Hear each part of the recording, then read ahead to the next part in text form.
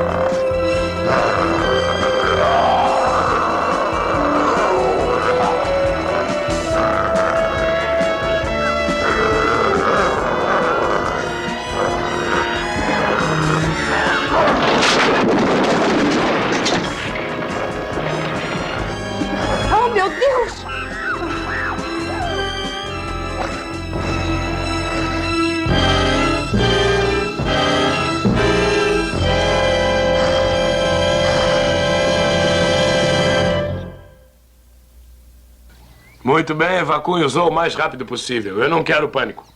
Alguém viu realmente a coisa? Sim, eu vi. Como ele era? Era verde mesmo? Era enorme. A musculatura muito desenvolvida, mas a estrutura craniana primitiva. Estava enfurecido. Vem cá, Tumbo. Não quer amendoim? Tumbo, toma amendoim. Tumbo.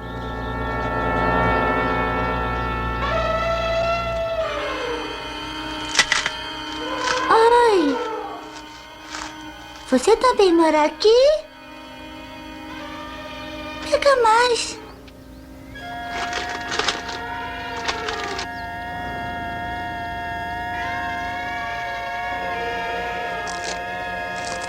Você não tem jaula nem nada.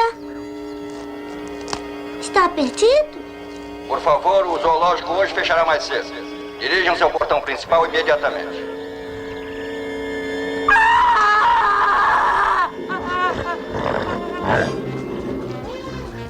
Ei, pra onde você vai?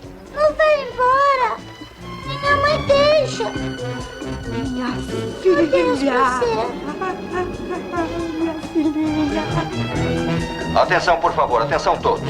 Dirijam-se, por favor, ao portão principal. Conforme vamos andando, podem ver a deslumbrante cidade dos animais. O sempre divertido urso polar, que deve pesar mais ou menos 1 tonelada. E com esse peso, senhoras e senhores, que tal um abraço de urso, hein? E à esquerda, nós vemos os sempre adoráveis cangurus.